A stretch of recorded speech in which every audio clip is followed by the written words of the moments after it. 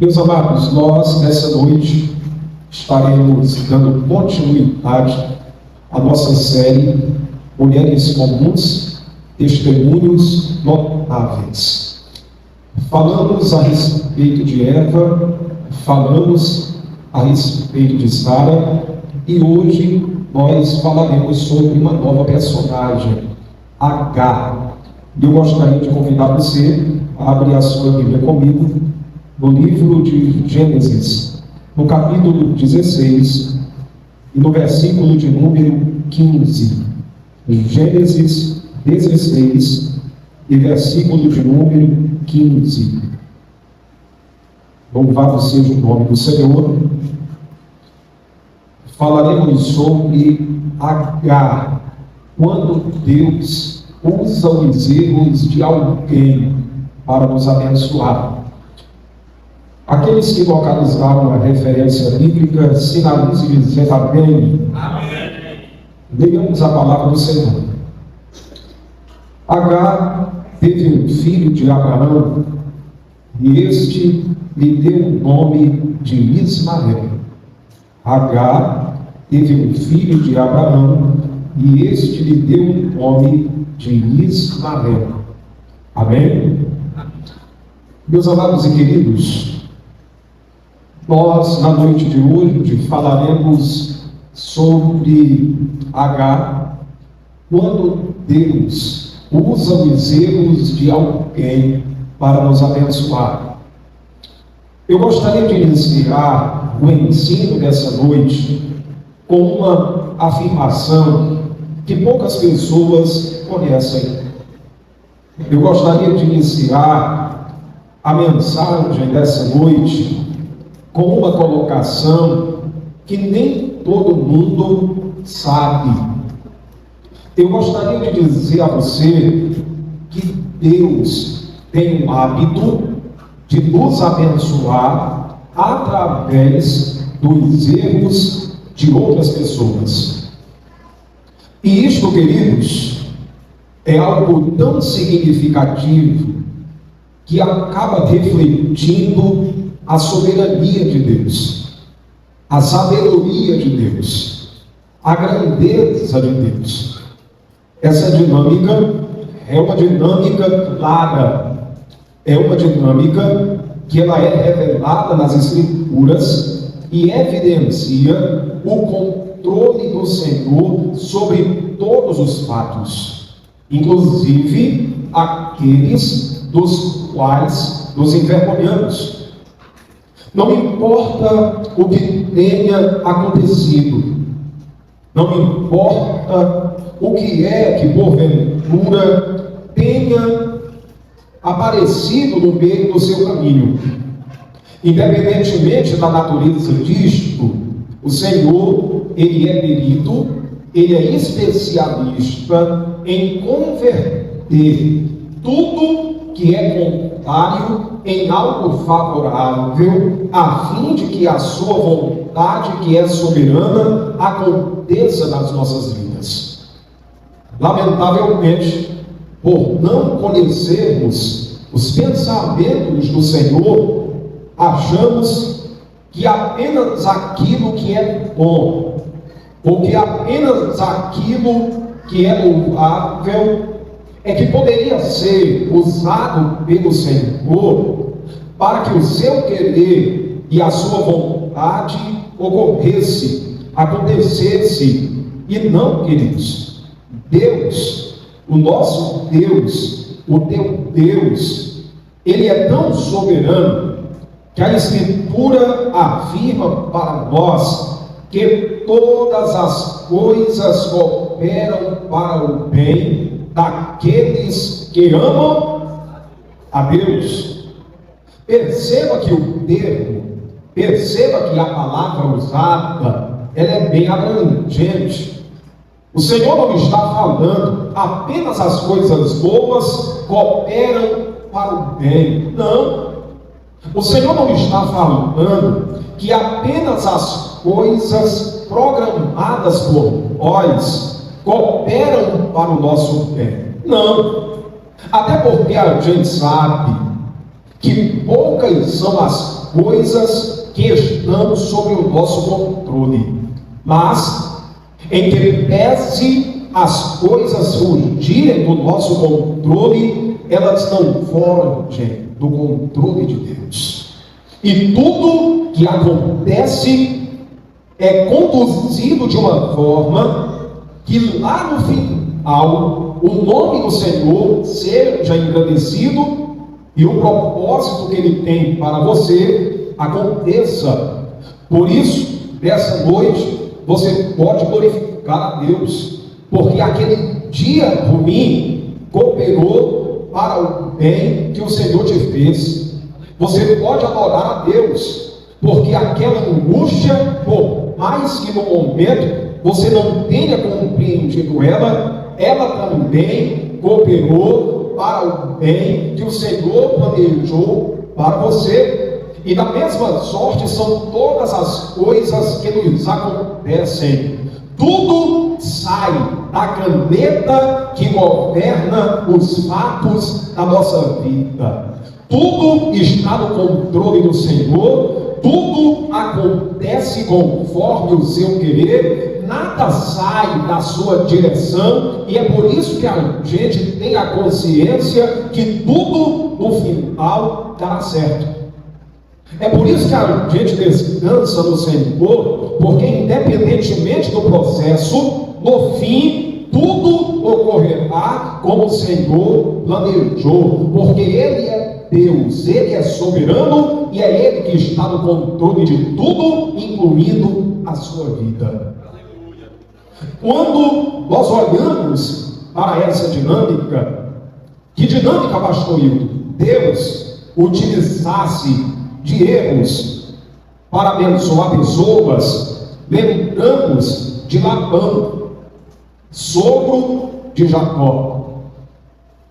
Quando Jacó trabalhou para Labão, o combinado era este: eu trabalharei para ti, e como pagamento, como recompensa, tu me darás tua filha Raquel. Só que aqueles que conhecem a narrativa bíblica sabem que Labão ludibriou Jacó, enganou o seu genro, e no lugar de Raquel, ele entregou Lia, que era a sua filha mais velha. Entretanto, em que pese este incidente, levando-se em consideração esta manobra de Labão, Deus se utilizou de Lia, e Lia foi a genitora de 6 dos 12 filhos homens que Jacó teve. Inclusive, foi de Lia que surgiu a linhagem de Judá e a linhagem de Levi, as duas linhagens mais proeminentes, mais ilustres da casa de Israel. De Levi vieram os levitas, o sacerdócio, aquele clã que lidava com as coisas espirituais e sagradas. Quando olhamos para a linhagem de Judá, nos deparamos com a monarquia, nos deparamos com os descendentes reais, pois de Judá é que veio Davi, é que veio Salomão, é que veio todos os descendentes que estavam ligados à coroa, e a Judá é que foi prometido que sairia que apareceria cujo reino seria sempiterno, que não passaria, mas que prevaleceria para todo sempre, fazendo uma alusão ao governo de Cristo, a Jesus, como descendente de Davi, como aquele que tem a legitimidade para ocupar o trono de Israel. Quando nós olhamos para essa dinâmica de Deus, de usar erros para abençoar pessoas, lembramos do fatídico episódio que envolveu os irmãos de José, que traíram ele, que venderam ele, que entregaram ele para ser escravo no Egito, indo para a casa de Potifar, e depois passando por experiências ruins, por experiências angustiantes, até chegar ao posto de maior autoridade política na época dos faraós. Pois o próprio faraó falou a José que apenas no trono ele seria maior do que ele, dando a entender que José era, depois de faraó, a maior autoridade da sua época. Perceba que o erro dos irmãos de José, perceba que a falha da sua parentela foi usada pelo Senhor para posteriormente abençoar José.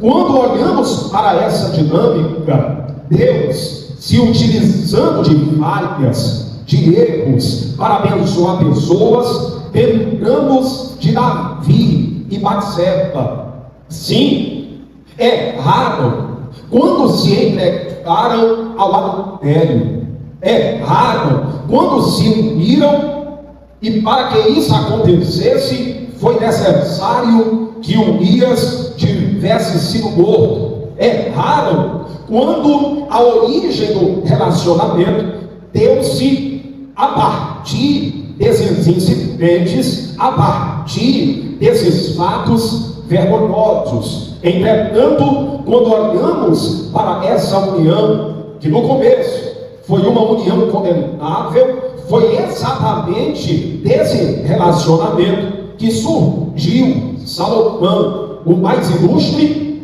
o mais destacado rei da história de Israel. Sim, o homem que foi responsável pela construção do templo do grande Deus. Perceba, pois, que todos esses fatos, perceba que todas essas falhas, todos esses erros foram transformados pelo Senhor em oportunidades para Ele abençoar outras pessoas. Queridos, faltar-me-ia tempo para falar sobre todos os exemplos de erros humanos que foram usados pelo Senhor para concretizar a sua vontade. Mas eu gostaria de, a partir disso, abrir um parêntese aqui para lhe falar algo da parte do Senhor.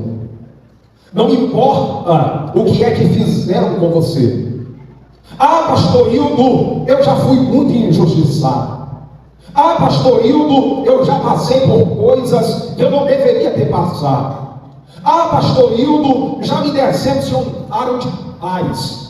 Ah, pastor, eu já sofri demais. Querido, independentemente daquilo que fizeram a você, Deus é capaz de usar isso para abençoar a sua vida e para fazer acontecer o propósito que Ele tem para você. Não importa o que é que intentaram contra ti, o teu Deus é tão forte, o teu Deus é tão soberano, que Ele consegue usar tudo isso que era para te destruir, que era para te matar, que era para te desanimar, que era para tentar fazer você recuar. Deus pode usar tudo isso para te abençoar ainda mais, para te fortalecer ainda mais, para te dar a força necessária para você continuar andando e caminhando de acordo com o seu querer. Deus é o Deus que usa erros, que usa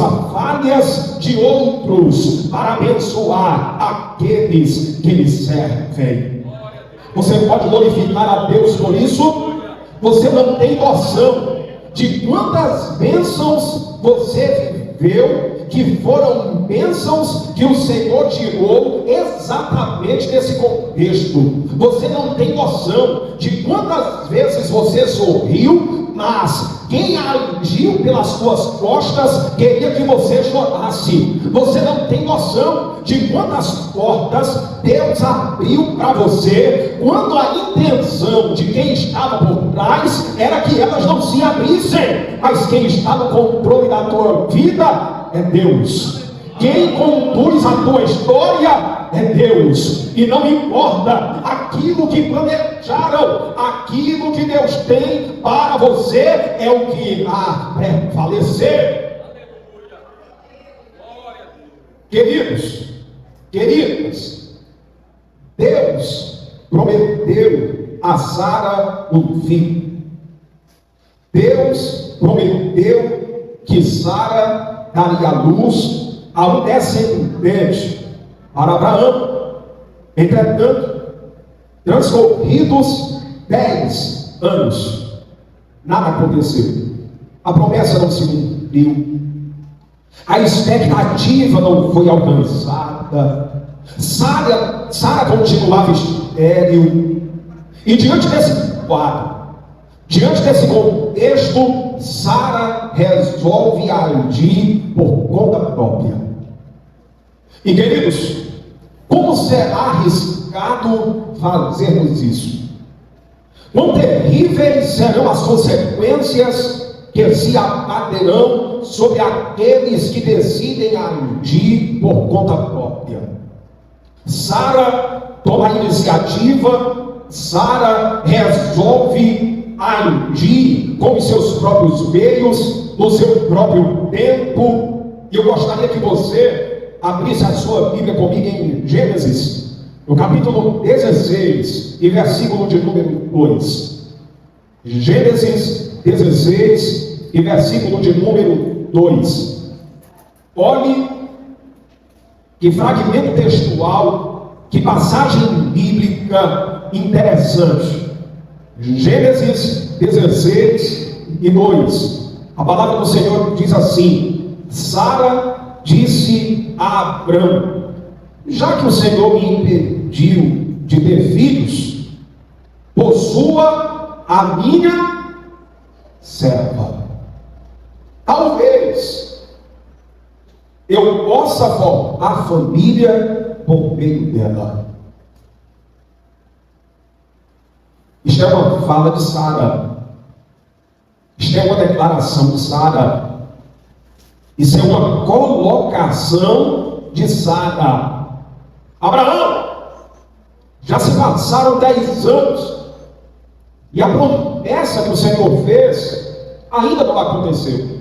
Eu continuo estéril, você continua sem filho, nós não temos descendência.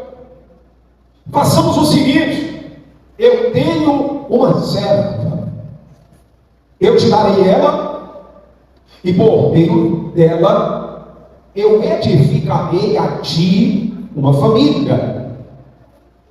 Sara, com essa atitude, incorre em um grave erro. A atitude de Sara representa uma transgressão direta a Deus. Ela demonstra pelo menos 3 sentimentos. Quantos sentimentos? Primeiro sentimento: impaciência. Repita comigo: impaciência.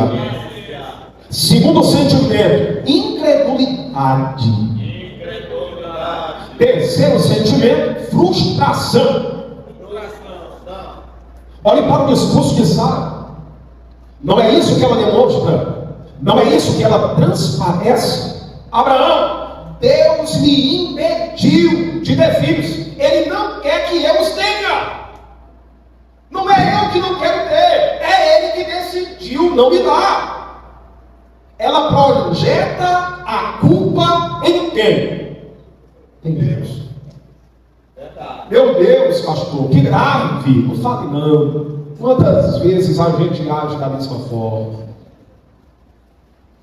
Não são raras as vezes em que nós, influenciados pelo calor do momento, pela pressão das situações, projetamos no Senhor as nossas frustrações.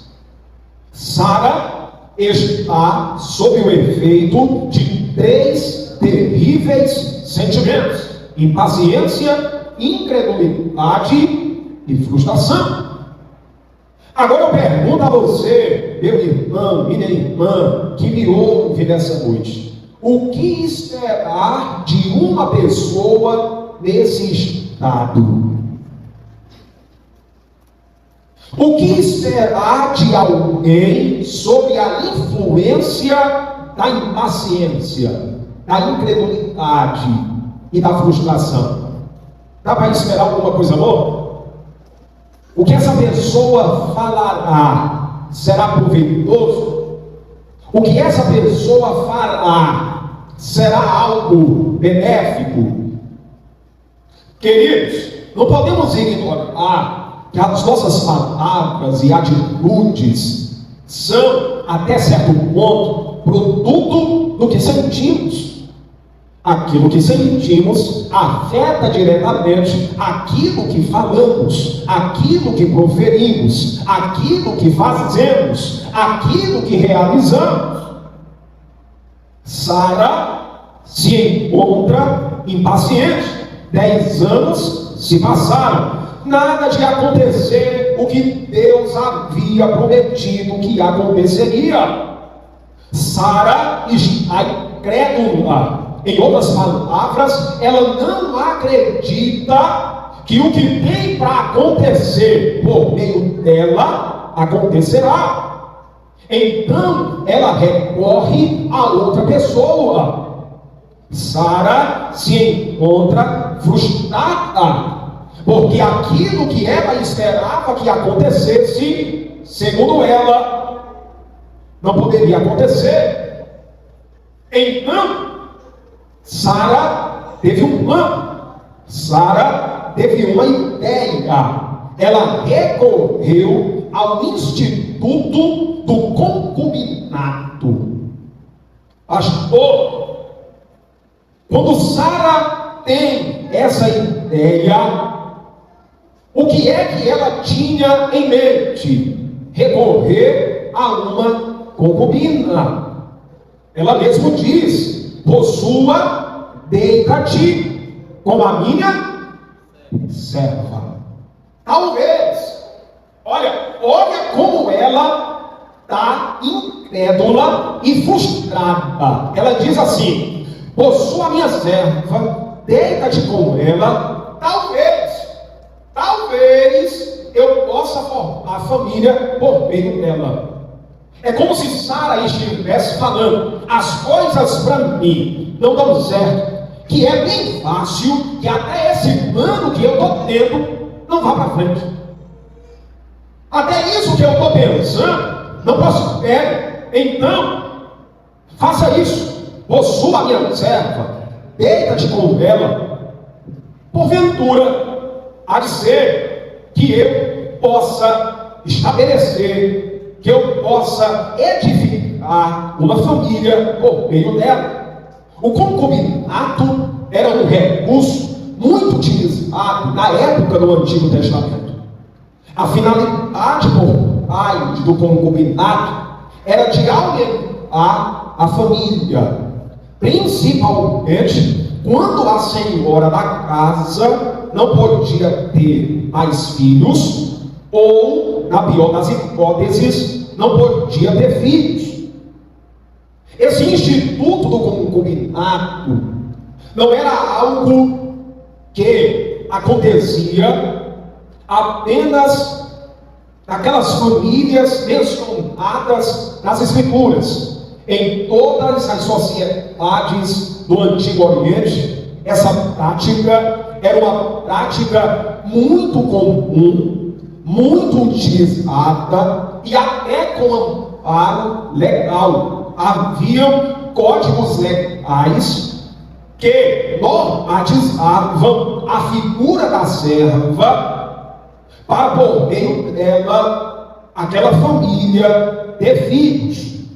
A concubina era uma espécie de segunda esposa. Em outros termos, era uma esposa secundária. Ela não tinha os mesmos direitos da primeira esposa, ela estava abaixo, a hierarquia era rígida, era inflexível. Primeiro, a mulher, a esposa original. Segundo, a esposa que era dada por meio do instituto do concubinato. Queridos, queridas, em Israel, no Antigo Testamento, existiam leis que versavam só sobre as concubinas, o que fazia com que essas concubinas em Israel desfrutassem de um status privilegiado no meio do povo de Deus, diferentemente das outras concubinas dos outros povos.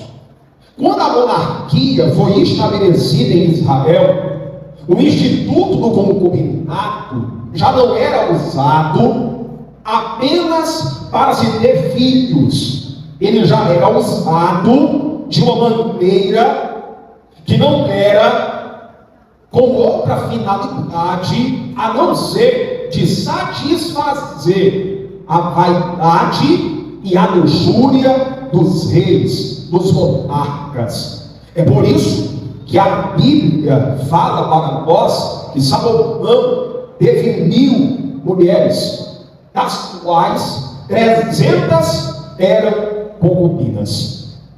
Daí a gente tem uma noção de como funcionava esse instituto e qual era o papel, qual era a missão associada a uma concubina. Abra sua Bíblia comigo em Gênesis, no capítulo 16, e versículo de número 2. Sara tem um plano, Sara tem uma proposta. Vejamos qual é a reação de Abraão. Em Gênesis 16 e 2, lá na última parte do versículo, lá na última sentença, lá na última frase, diz assim: Abraão atendeu a quê? A voz de Sara. Qual era a proposta de Sara? Eu te darei a minha serva, ela engravidando, por meio dela eu te edificarei uma família. Porque o filho que nascesse a partir do contexto do concubinato, o filho que nascia da relação do Senhor com uma concubina, não era da serva, o filho era da senhora. O filho era considerado como um herdeiro legítimo. Abraão, diante da proposta de Sara, atende, acata, aceita, concorda, consente. E queridos, pensemos, analisemos, olhe para cá.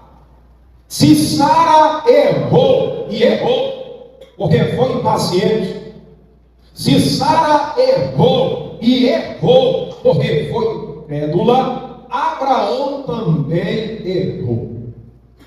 Errou quando concordou, errou quando consentiu, errou quando apoiou. Porque o mesmo Deus que deu a Sara esperança a partir da promessa que ela engravidaria, foi o mesmo Deus que por inúmeras vezes falou a Abraão que lhe daria um filho do seu relacionamento com Sara.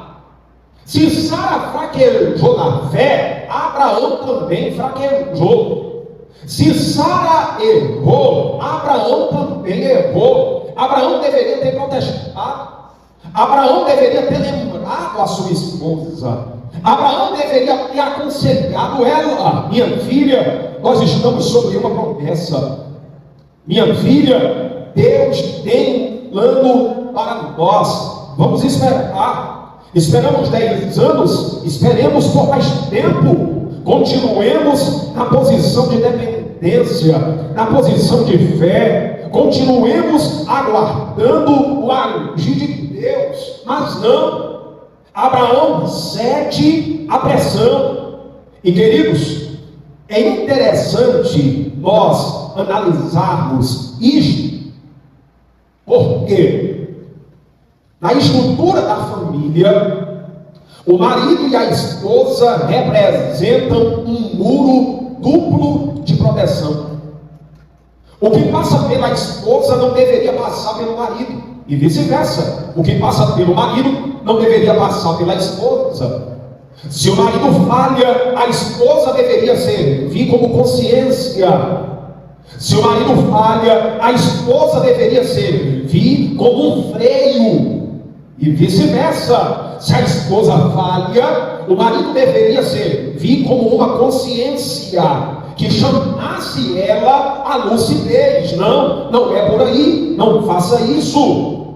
A derrota na casa de Abraão foi uma derrota dupla, porque tanto Sara fraquejou, quanto Abraão também fraquejou. Os dois erraram quando não permaneceram esperando pelo tempo de Deus. Queridos, por causa da impaciência, por causa da incredulidade, por causa da frustração de Sara, uma mulher surge na narrativa bíblica. Qual é o seu nome, pastor Hilton? Agar. A partir da impaciência, a partir da incredulidade, a partir da frustração de Sara, uma mulher surge na narrativa bíblica: Agar. E quem era Agar? Quando Agar aparece, ela já é apresentada como uma integrante da família de Abraão. E como se deu a sua inserção no clã patriarcal? Por quais razões uma mulher como Agar veio a fazer parte da família de Abraão? Uma mulher como Agar, sim, uma egípcia. Agar não era da região de Abraão, não era da região de Sara. Lembremos que tanto Abraão como Sara saíram da Mesopotâmia. Agar era egípcia, portanto era oriunda do Egito. Em Gênesis capítulo 12, versículo de número 10, lá no contexto da fome que se abateu naquela região, a Escritura menciona que Abraão e Sara descem para o Egito. Enquanto estavam no Egito, enquanto passavam uma temporada na terra de Faraó, Abraão recebeu de Faraó inúmeros presentes. A Escritura menciona para nós que ele recebeu rebanhos de camelos, rebanhos de ovelhas e outros rebanhos. Ainda foi dado a ele servos e servas. Segundo a tradição judaica, foi nesse exato momento que Agar foi integrada ao clã patriarcal. Foi nesse exato momento que Agar faz parte da família de Abraão. Pastor, Sara e Abraão erraram. Sim, deveriam ter esperado, deveriam ter aguardado. O Deus que faz promessas, ele cumpre. Sim, o Deus que promete, ele faz. Ele vela pela sua palavra. Nenhuma das suas promessas cai no chão. Nenhuma das suas promessas o tempo é capaz de destruir. Ele é Deus que não mente, Ele é Deus que não volta atrás. Aquilo que Ele diz, Ele cumpre. Aquilo que Ele fala, Ele faz. Abraão não esperou, Sara não esperou, e a partir desse erro, Agar é abençoada. Abençoada como, pastor Hilton? Primeiro, ela ganha visibilidade. Ninguém antes sabia quem ela era. Agora, a partir do erro de Sara, a partir da impaciência de Sara, a partir dessa decisão conjunta de resolver a situação por seus próprios meios, Sara e Abraão dão a notoriedade, a visibilidade que ela não tinha. Ninguém sabia quem ela era. Mas a partir desse momento, ela aparece nas narrativas bíblicas e aparece ocupando uma posição privilegiada. A partir do erro de Sara e Abraão, Agar é abençoada. Segundo, ela é dada como mulher a Abraão. Em outras palavras, ela é dada a Abraão como uma concubina. E isto, queridos, para ela era uma bênção. Isto para ela era um privilégio, porque muitas eram mais servas que Sara tinha, que Abraão tinha, mas ela foi aquela que tinha sido escolhida para, por meio dela, uma família ser iniciada, edificada. A partir do erro de Sara e Abraão, Agar é abençoada. Terceiro, ela engravidou. Sim, Agar, ela, a partir da relação com Abraão, engravida, e isto para ela se constituía na maior bênção que ela poderia receber. Um filho mudaria o seu futuro. Um filho mudaria as suas expectativas. Um filho tornaria a sua vida muito melhor do que era. Pois não podemos esquecer, não podemos ignorar que Agar era uma serva, mas agora, como mãe do filho de Abraão, ela passaria a ter uma posição distinta e uma posição privilegiada. Em Gênesis capítulo 16 e versículo de número 4, abra sua Bíblia comigo. Eu gostaria que você acompanhasse comigo esse fragmento bíblico, essa passagem bíblica. Olha que interessante, olha que curioso, é digno de nota o que a Escritura menciona para nós. Gênesis 16 e versículo de número 4. Aqueles que acharam, sinalizem dizendo amém. A Bíblia diz assim: ele possuiu, ele deitou com Agar, e ela concebeu. Em outras versões, engravidou. Quando se viu grávida, começou a olhar com desprezo para a sua senhora.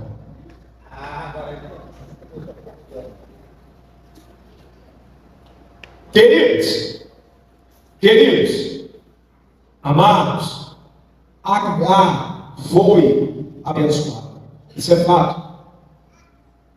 Mas também é fato que Agar demonstrou, através das suas atitudes, que aquilo que aconteceu com ela mexeu com a sua cabeça. Aquilo que aconteceu com ela não teve estrutura para administrar.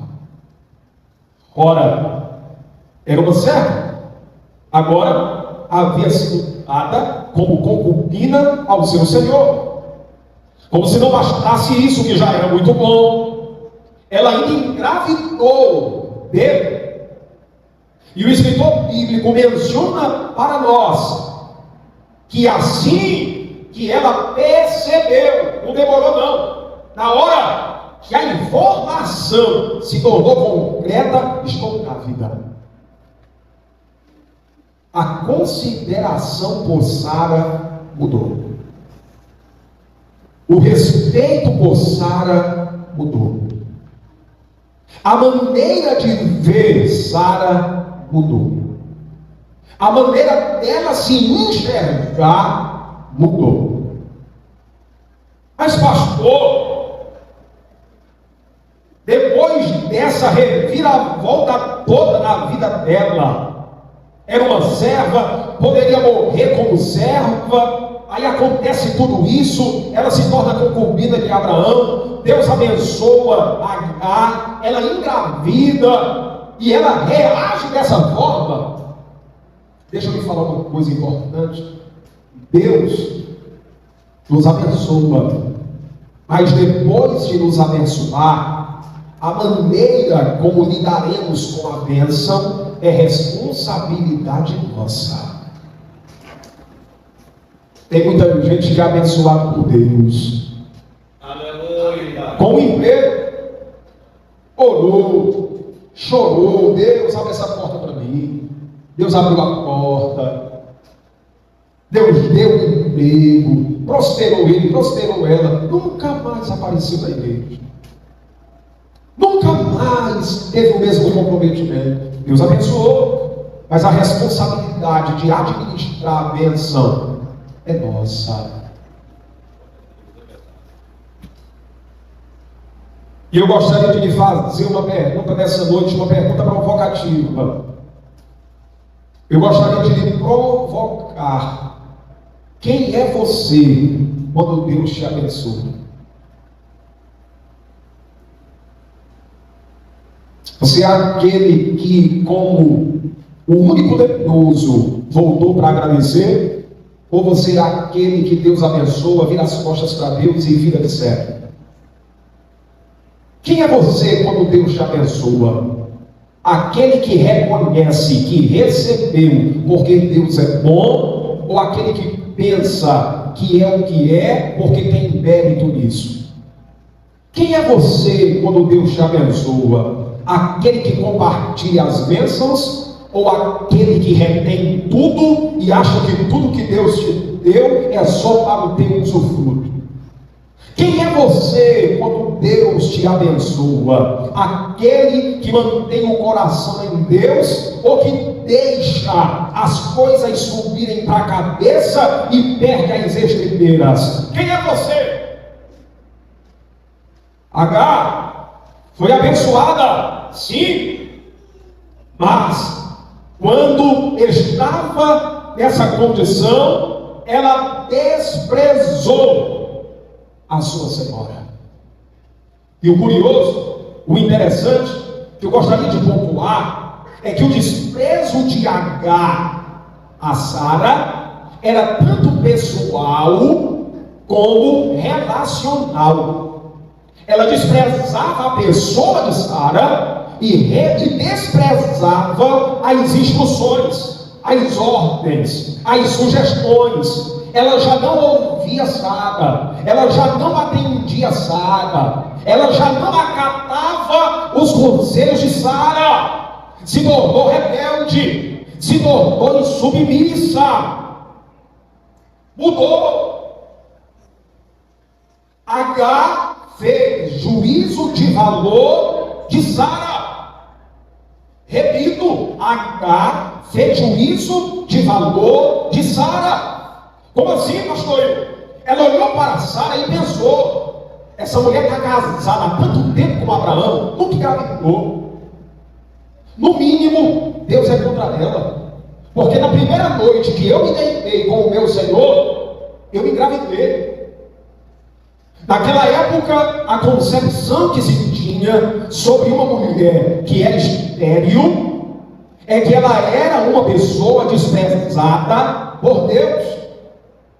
Sara, a partir do olhar de Agar, era entendida como uma pessoa que não tinha sobre si o favor divino. Agar olhava para Sara com deboche, com desdém. Deus não está com essa mulher. A raiz da palavra desprezar é profunda e se refere tanto à pessoa como aquilo que ela faz, aquilo que ela fala. E você sabia que há pessoas que, à semelhança de Agar, fazem juízo de valor a respeito de outras pessoas? Ah, se fulano está passando por isso que ele está passando, é porque Deus não está com ele. Ah, se fulana está vivenciando isso, no mínimo é porque Deus está irado com ela. Queridos, a gente precisa entender que nós não conhecemos todas as razões que justificam todos os processos. Existem coisas que alguém passa que a gente acha que é por causa disso, mas não é. Que a gente acha que é por causa daquilo, mas não é. Quando a gente olha para o livro de Jó, a gente percebe que o justo sofre por razões desconhecidas. Jó era justo, era íntegro, era temente a Deus, se desviava do mal, mas estava passando por um momento dificílimo. E isto nos ensina que até mesmo os justos passam por situações que eles não entendem. Mas Agar estava fazendo juízo de valor de Sara. Deus não está com ela, ela é estéril. Se Deus está com alguém, Ele está comigo. Agar agiu com imaturidade. Agar foi imatura. E eu gostaria que você entendesse algo importante nessa noite. A nossa imaturidade trará prejuízos. A nossa imaturidade provocará consequências. Abra sua Bíblia comigo em Gênesis, capítulo 16, a partir do versículo de número 5. Olha que interessante. Gênesis, capítulo 16, e versículo de número 5. Ou a partir do versículo de número 5. Quantos acharam? Digam amém. Amém. Olha o que a Bíblia nos diz. Então Sarai disse a Abrão: caia sobre você a afronta que venho sofrendo. Coloquei minha serva em seus braços, e agora que ela sabe que engravidou, despreza-me. Que o Senhor seja um juiz entre mim e você. Nesse momento em que tudo que aconteceu mexeu com a cabeça de Agar, que ela despreza Sara, que ela esnoba a sua senhora, que ela deprecia a esposa de Abraão, Sara chama Abraão e fala para ele: olha, que seja sobre ti isso que está acontecendo. Em outras palavras, a culpa é sua. Porque tudo que eu fiz é para constituir uma família a você. Aleluia. Eu não podia gerar, então eu recorri a ela. E agora que ela está te dando o que eu não posso te dar, ela está se achando superior a mim. Que essa afronta seja sobre ti. Que Deus seja o juiz entre eu e você. Aí Abraão olhou para Sara e disse: se o problema é esse, ela está nas tuas mãos. Faça com ela o que desejares. Aleluia. Oh, irmãos, eu não sei que coisa pior Abraão poderia ter feito do que entregar uma serva nas mãos de uma mulher ressentida, irada. Sara estava fora de si. Sim. Depois que Abraão, irmãos, é uma série de equívocos, é uma série de falhas. Primeiro, Sara resolve não esperar. Não vou esperar, deita-te com a minha serva. Segunda falha, Abraão consente, anule, concorda. Outra falha, Abraão entrega a mulher, Abraão entrega Agar, Abraão entrega a serva nas mãos de Sara, sabendo que ela estava fora de si. Em toda essa situação, Abraão falha como chefe de família. Aí o que é que acontece, pastor Hildo? Versículo de número 6, em Gênesis 16. Então Sara tanto maltratou Agar, que esta acabou fugindo. Em algumas versões aparecerá humilhou, afligiu. E quando a gente analisa o discurso, quando a gente analisa o contexto, Sara passou a maltratar Agar. Era o ódio da senhora contra a serva. Eram humilhações verbais, humilhações físicas. O clima era hostil. Agar estava vulnerável, estava gestante. Sara mandava ela fazer coisas que ela não tinha condição de fazer, para humilhá-la, para expô-la. E tudo aquilo mexeu com Agar, a ponto de Agar decidir fugir. Mas, diante de tudo isso, cabe uma outra reflexão, uma outra pergunta. E a pergunta é esta: se Deus entregar nas tuas mãos os teus desafetos, eles vivem ou morrem? Seja sincero, seja sincero. Se Deus colocar na tua mão quem te feriu, essa pessoa vai viver ou vai morrer?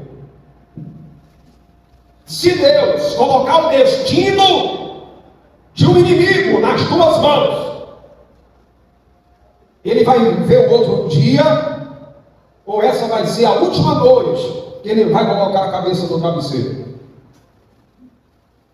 Agar estava nas mãos de Sara. E Sara a humilhou, Sara a maltratou, Sara a afligiu. E quando ela foge, o anjo do Senhor vai ao seu encontro, no meio do caminho. Ela estava voltando para a sua terra, ela estava no caminho de sul, uma rota que descia para o Egito.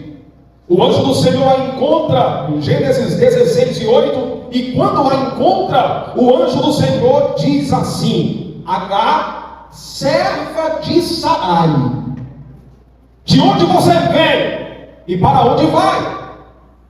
Perceba que o anjo a chama de serva de Sarai. Em outras palavras, o anjo estava lembrando ela sobre quem ela era. Deus trata a nossa imaturidade confrontando o nosso orgulho e a nossa vaidade. Subiu a cabeça, desprezou a sua senhora. Na hora que o anjo a encontra, fala para ela: Agar, serva de Sarai, para onde é que tu estás indo? De onde é que tu vens? Em Gênesis 16:9, o anjo continuou: volte. Para onde? Para a sua senhora, e a obedeça em tudo. Agora aqui a situação se torna mais delicada. Volte à sua senhora e sujeite-se a ela. Ela é boa com você, mas você vai voltar e vai se humilhar, porque eu vou tratar você através dela. Agar foi imatura, e Deus trata a nossa imaturidade nos confrontando. Deus usa pessoas difíceis para tratar o nosso caráter, a nossa personalidade. Deus coloca pessoas difíceis no nosso caminho para nos moldar. Não é sobre o outro não. Deus colocou uma pessoa difícil para me ajudar ela a ser melhor. Não, muitas vezes não é isso. Quando Deus coloca pessoas difíceis no nosso caminho, Ele está querendo mudar em nós mesmos, Ele está querendo tratar em nós mesmos, Ele está querendo modificar alguma coisa dentro de nós mesmos. Gênesis 16:11, o anjo do Senhor disse a ela: você está grávida e terá um filho, e o nome dele será Ismael, porque o Senhor ouviu o teu sofrimento. A palavra Ismael significa Deus presta atenção, Deus ouve. É como se Deus estivesse falando para Agar: eu vi você. Quando tu estava sofrendo, quando tu estava angustiada, eu te notei. Quando tu estavas atravessando aquelas humilhações, eu vi você. Deus estava falando para o nome do seu filho será Ismael, porque será um testemunho do que eu fiz em você e por você. Eu te vi quando ninguém te viu. Aleluia. E é isto que Deus é até hoje. Ele é um Deus que nos vê quando ninguém vê. Ele é um Deus que nos nota quando ninguém nos percebe. Ele é um Deus que olha para a nossa dor quando todo mundo prefere ignorá-la. O homem pode não ver, o homem pode não dar atenção, mas Deus vê, Deus nota, Deus percebe. Ele é o Deus que vê. O anjo do Senhor fala: o teu filho será como um jumento selvagem. A mão dele será contra todos e a mão de todos será contra ele. Ele viverá em guerras, habitará nos contornos dos seus irmãos. Em outras palavras, o anjo estava falando para que o filho dela seria livre. Ela era serva, morreria como serva, mas o filho viveria outra experiência. É por isso que o anjo fala: para onde tu irás? Agar, serva de Sara. Agar morreria como serva, mas quando o anjo fala de Ismael, ele dá a entender que Ismael viveria uma outra realidade. E isto, queridos, é algo muito significativo, porque existem coisas que terminarão em nós. Os nossos filhos não passaram por elas. Agar, tu és serva e morrerá como serva, mas a história do teu filho vai ser diferente. O meu sofrimento, o teu sofrimento não será necessariamente o sofrimento dos teus filhos, o sofrimento dos meus filhos. Sim, não é porque você passou pelo que passou que os teus filhos terão que passar. Deus tem uma nova história para a tua casa. Deus estava falando para o que tu não viveu, os teus filhos viverão, a tua descendência viverá. O teu casamento pode ter sido difícil, mas não significa dizer que o casamento dos teus filhos e das tuas filhas também serão. Olha, você pode ter passado pelas piores experiências da sua vida, mas não significa dizer que os teus filhos e que a tua descendência também terá que passar. Deus tem coisas maiores para os teus filhos, para a tua descendência. Deus tem coisas melhores e coisas novas. Você crê nisso? Você crê nisso? Eu quero profetizar em nome do Senhor Jesus que aquilo que você passou termina em você, que aquilo que você viveu acabou em você. Teus filhos viverão coisas novas, coisas melhores, coisas maiores. Deus tem novidade para a tua parentela. Aleluia, aleluia, aleluia. Você pode se colocar de pé nessa noite. Aleluia, louvado seja o nome do Senhor. Aleluia, aleluia. Existem coisas que você viveu que os teus filhos não viverão. Deus tem uma nova história. Agar, tu nasceu serva, vai morrer serva, mas Ismael será príncipe, Ismael será grande, Ismael viverá coisas novas. Deus tem isso para você, Deus tem isso para ti. Deus nessa noite fala ao teu coração: não se preocupe não, eu estou quebrando o quadro, eu estou mudando o roteiro. Deus tem coisas novas, coisas maiores, coisas melhores para os teus, porque Ele é o Deus, Ele é o Deus que pode fazer coisas novas. Levante as suas mãos em nome de Jesus. Senhor, nós queremos te agradecer pela tua palavra nessa noite. Nós queremos te agradecer por tudo aquilo que o Senhor falou ao nosso coração. E nós queremos, a partir da tua palavra nessa noite, viver aquilo que o Senhor tem para nós. Mas não queremos que isto suba a nossa cabeça. Nós não queremos nos perder com as tuas bênçãos. Nós não queremos perder o equilíbrio, ficar fascinado por aquilo que o Senhor faz, porque não está em nós o mérito. Se tu nos abençoa, é porque tu és bom, é porque tu és misericordioso. E nós queremos reconhecer nesta noite tudo que o Senhor tem feito por nós. Até aqui o Senhor tem nos ajudado. Até aqui a tua mão tem nos sustentado. Até aqui o Senhor tem nos dado vitória. E nós queremos te agradecer, porque o mal que intentaram contra nós, o Senhor transformou em bem. Quando erraram conosco, quando falharam conosco, o Senhor usou tudo isso para nos abençoar. E nós queremos te agradecer. Nós queremos ser gratos a ti, e queremos também te louvar, Senhor, porque tu és o Deus de Ismael, o Deus que vê quando ninguém vê, o Deus que nota quando ninguém nota. E se nós estamos aqui, é porque o Senhor tem nos notado. Quando os homens nos esqueceram, tu nos viu. Quando os homens nos deixaram, a tua presença foi o nosso refúgio.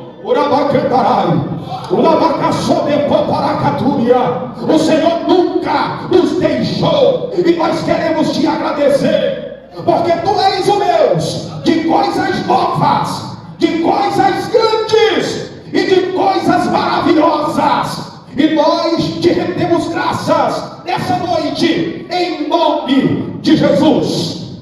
Em nome de Jesus. Sente glorificando a Deus nessa noite, adorando a Ele, bendizendo a Ele, porque Ele é um Deus de coisas grandes, novas e maiores. Amém?